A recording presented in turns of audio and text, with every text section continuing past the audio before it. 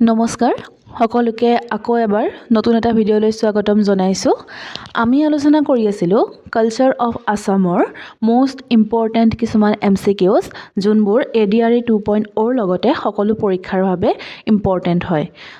ইয়াৰ আগতে আমি এটা ভিডিঅ' আপলোড কৰিছোঁ, আপোনালোকে চোৱা নাই যদি সেই ভিডিঅ'টো চাই ল'ব পাৰিব। আৰু এইটো হৈছে পাৰ্ট 2 ভিডিঅ'।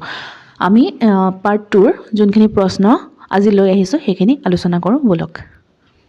প্ৰথমটো প্ৰশ্ন মানে 21 নম্বৰ প্ৰশ্নটো, কাৰণ ইয়াৰ আগতে 20টা MCQs আমি আলোচনা কৰিছোঁ পাৰ্ট 1 ভিডিঅ'ত, গতিকে এইটো পাৰ্ট 2 আৰু ইয়াৰ প্ৰথমটো প্ৰশ্ন হৈছে ৰঙালী বিহুৰ শেষৰ দিনটোৰ নাম কি? অপশ্যনসমূহৰ ভিতৰত প্ৰথমটো অপশ্যন দিয়া হৈছে মানুহৰ বিহু, খ নম্বৰ অপশ্যন দিয়া হৈছে চেৰা বিহু, গ নম্বৰ অপশ্যন দিয়া হৈছে আলহী বিহু আৰু ঘ নম্বৰ অপশ্যন দিয়া হৈছে তাঁতৰ বিহু। গতিকে অপশ্যনসমূহৰ ভিতৰত শুদ্ধ অপশ্যনটো হ'ব অপশ্যন নম্বৰ খটো চেৰা বিহু, হয়নে? ৰঙালী বিহু শেষৰ দিনটোক আমি কি বুলি কওঁ? চেৰা বিহু বুলি কওঁ। আমি পিছৰটো প্ৰশ্ন চাওঁ। 22 নম্বৰ প্ৰশ্নটোত সোধা হৈছে বিহুৱা ডেকাই বিহু মাৰোঁতে ব্যৱহাৰ কৰা চোলাটোৰ নাম কি? অপশ্যনসমূহৰ ভিতৰত শুদ্ধ অপশ্যনটো হ'ব অপশ্যন নম্বৰ কটো চাপকন। বিহুৱা ডেকাই যেতিয়া বিহু মাৰে আৰু তেওঁলোকে তেতিয়া এটা চোলা পৰিধান কৰে, হয়নে? সেই চোলাটোৰ নামটো হৈছে কি? চাপকন। আমি ইয়াৰ পিছৰটো প্ৰশ্ন চাওঁ। 23 নম্বৰ প্ৰশ্নটোত সোধা হৈছে চিটিপটি ক'ত পিন্ধা হয়? অপশ্যনসমূহত দিয়া হৈছে ক নম্বৰ অপশ্যনত ভৰিত, খ নম্বৰ অপশ্যনত দিয়া হৈছে কাণত, গ নম্বৰ অপশ্যনত দিয়া হৈছে মূৰত আৰু ঘ নম্বৰ অপশ্যনত দিয়া হৈছে ডিঙিত। গতিকে অপশ্যনসমূহৰ ভিতৰত শুদ্ধ অপশ্যনটো হ'ব অপশ্যন গটো মূৰত। চিটিপটি ক'ত পিন্ধা হয়? মূৰত পিন্ধা হয়। আমি ইয়াৰ পিছৰটো প্ৰশ্ন চাওঁ। হুদুম দেও পূজা ক'ত পালন কৰা হয়? অপশ্যনসমূহৰ ভিতৰত শুদ্ধ অপশ্যনটো হ'ব ক নম্বৰ অপশ্যনটো পশ্চিম গোৱালপাৰা। আমি ইয়াৰ পিছৰটো প্ৰশ্ন চাওঁ। 25 নম্বৰ প্ৰশ্নটোত সোধা হৈছে মটৰ মণি ক'ত পিন্ধা হয়? অপশ্যনসমূহত দিয়া হৈছে হাতত, মূৰত, গলত নে কাণত। গতিকে সকলো অপশ্যনৰ ভিতৰত শুদ্ধ অপশ্যনটো হ'ব অপশ্যন গটো গলত। মটৰ মণি ক'ত পিন্ধা হয়? গলত পিন্ধা হয়। আমি ইয়াৰ পিছৰটো প্ৰশ্ন চাওঁ। ইয়াৰ পিছৰটো প্ৰশ্নত সোধা হৈছে কি সাজৰ প্ৰচলন আহোমসকলৰ এটা উল্লেখযোগ্য প্ৰথা? আহোমসকলৰ উল্লেখযোগ্য এটা প্ৰথা কোনটো সাজৰ প্ৰচলন? গতিকে অপশ্যনসমূহৰ ভিতৰত শুদ্ধ অপশ্যনটো হ'ব অপশ্যন ক চোলা। ইয়াৰ লগে লগে আপোনালোকেও কৰি যাব আৰু কিমানটা শুদ্ধ কৰিছে কমেণ্ট বক্সত নিশ্চয় জনাব, লাইক কৰি আমাক উৎসাহিত কৰিব বুলি আশা থাকিলে। আমি 27 নম্বৰ প্ৰশ্নটো চাওঁ। 27 নম্বৰ প্ৰশ্নটোত সোধা হৈছে নৰাচিঙা বিহুৰ আন এটা নাম কি? নৰাচিঙা বিহুৰ আন এটা নাম হৈছে অপশ্যনসমূহৰ ভিতৰত শুদ্ধ অপশ্যনটো হ'ব অপশ্যন নম্বৰ কটো পৰাগ। আমি ইয়াৰ পিছৰটো প্ৰশ্ন চাওঁ। 28 নম্বৰ প্ৰশ্নটোত সোধা হৈছে সত্ৰীয়া নৃত্য কিহৰ সৈতে পৰিৱেশন কৰা হয়? অপশ্যনসমূহৰ শুদ্ধ অপশ্যনটো হ'ব অপশ্যন খটো অংকীয়া ভাওনা। আমি ইয়াৰ পিছৰটো প্ৰশ্ন চাওঁ। 29 নম্বৰ প্ৰশ্নত সোধা হৈছে নংক্ৰেম উৎসৱটি কোন জনগোষ্ঠীৰ সৈতে জড়িত বা কোন জনগোষ্ঠীৰ লগত জড়িত? অপশ্যনসমূহৰ ভিতৰত শুদ্ধ অপশ্যনটো হ'ব অপশ্যন খটো খাচী জনগোষ্ঠীৰ লগত জড়িত। আমি ইয়াৰ পিছৰটো প্ৰশ্ন চাওঁ।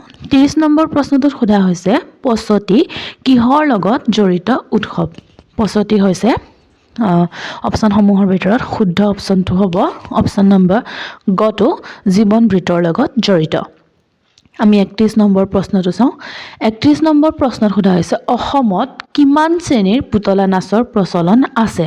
অপশ্যনসমূহৰ শুদ্ধ অপশ্যনটো হ'ব অপশ্যন ঘটো 2 শ্ৰেণী। আৰু এইখিনিতে আপোনালোকক জনাওঁ যে PDF ফাইলৰ কাৰণে PDFৰ কাৰণে কাম কৰি থকা হৈছে। যিমানখিনি ভিডিঅ' ইতিমধ্যে আপলোড কৰা হ'ল চেনেলত, গোটেইখিনি ভিডিঅ'ৰে PDF আপোনালোকক দিয়া হ'ব। আৰু ভাবি আছোঁ যে ডেছক্ৰিপশ্যন বক্সত লিংক দিম নে আপোনালোকক টেলিগ্ৰাম চেনেল এটা খুলি পেলাই দিম। গতিকে মই কনফিউজ হৈ আছোঁ কোনটো কৰিম। আপোনালোকে কমেণ্ট বক্সত জনাব কেনেকৈ আপোনালোকক PDFখিনি মই দিম, আপোনালোকে কমেণ্ট বক্সত জনাব। আৰু 2-3 দিনমান চাগে লাগিব PDFখিনিৰ কাৰণে, কিন্তু আপোনালোকৰ PDFখিনি দিয়া হ'ব। আমি পিছৰটো প্ৰশ্ন চাওঁ। 32 নম্বৰ প্ৰশ্নত সোধা হৈছে হৰ্ণবিল উৎসৱ কোন ৰাজ্যত পালন কৰা হয়? হৰ্ণবিল উৎসৱ পালন কৰা হয় অপশ্যনসমূহৰ ভিতৰত শুদ্ধ অপশ্যনটো হ'ব অপশ্যন কটো নাগালেণ্ডত। আমি পিছৰটো প্ৰশ্ন চাওঁ। 33 নম্বৰ প্ৰশ্নটোত সোধা হৈছে জোনা কি? অপশ্যনসমূহত দিয়া হৈছে এবিধ অলংকাৰ, এবিধ খাদ্য, এবিধ নৃত্য, এবিধ হাস্যৰসাত্মক লোকগীত গতিকে অপশ্যনসমূহৰ ভিতৰত শুদ্ধ অপশ্যনটো হ'ব অপশ্যন নম্বৰ ঘটো হাস্যৰসাত্মক এবিধ লোকগীত জোনা ঠিক আছে আমি পিছৰটো প্ৰশ্ন চাওঁ 34 নম্বৰ প্ৰশ্নত সোধা হৈছে চালি নাচ কি নৃত্যৰ লগত জড়িত চালি নাচ জড়িত অপশ্যনসমূহৰ ভিতৰত শুদ্ধ অপশ্যনটো হ'ব অপশ্যন ক সত্ৰীয়া নৃত্যৰ লগত জড়িত আমি পিছৰটো প্ৰশ্ন চাওঁ 35 নম্বৰ প্ৰশ্নটো সোধা হৈছে যে আই সবাহৰ লগত জড়িত আই সবাহৰ লগত জ্বৰ জড়িত নে বসন্ত ৰোগ জড়িত নে পলিঅ' জড়িত নে ওপৰ এটাও জড়িত নহয় গতিকে আমি সকলোৱে জানো হয়নে আই সবাহ কেতিয়া পতা হয় যেতিয়া গাত বসন্তই দেখা দিয়ে গতিকে অপশ্যনসমূহৰ ভিতৰত শুদ্ধ অপশ্যনটো হ'ব অপশ্যন খটো গতিকে অপশ্যনসমূহৰ ভিতৰত শুদ্ধ অপশ্যন হ'ব অপশ্যন নম্বৰ খটো বসন্ত আমি ইয়াৰ পিছৰটো প্ৰশ্ন চাওঁ 36 নম্বৰ প্ৰশ্নত সোধা হৈছে ফাট বিহু কোন জিলাত উদযাপন কৰা হয় গতিকে অপশ্যনসমূহৰ ভিতৰত শুদ্ধ অপশ্যনটো হ'ব ক নম্বৰ অপশ্যনটো লখিমপুৰত হয়নে চাই আছে আপোনালোক কোনে কোনে লখিমপুৰৰ পৰা চাই আছে কমেণ্ট বক্সত এবাৰ জনাই দিব আমি পিছৰটো প্ৰশ্ন চাওঁ 37 নম্বৰ প্ৰশ্নটো সোধা হৈছে আপং কোন জনগোষ্ঠীৰ মদৰ নাম আপং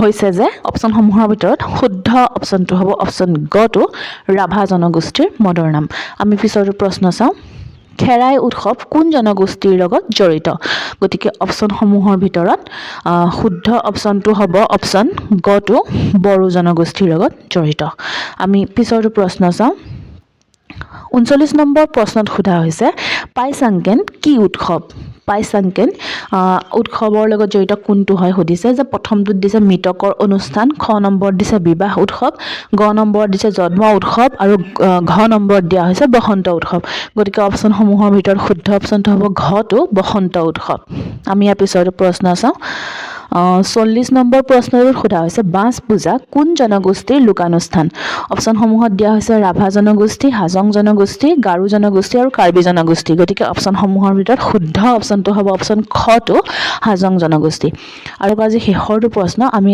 আজি 20টা প্ৰশ্ন আলোচনা কৰিলোঁ 20টাৰ ভিতৰত কিমানটা শুদ্ধ কৰিলে কমেণ্ট বক্সত জনাব PDF ফাইলবোৰ আপোনালোকে সোনকালেই পাব আৰু ভিডিঅ'টো যদি ভাল লাগিছে এটা লাইক কৰিব আৰু লগৰ বন্ধু বান্ধৱীৰ সৈতে শ্বেয়াৰ কৰিব আৰু চেনেলটোত যদি প্ৰথমবাৰৰ বাবে আহিছে তেনেহ'লে চেনেলটো ছাবস্ক্ৰাইব কৰিব আৰু ভিডিঅ'টো ইমানলৈকে চোৱাৰ বাবে বহুত বহুত ধন্যবাদ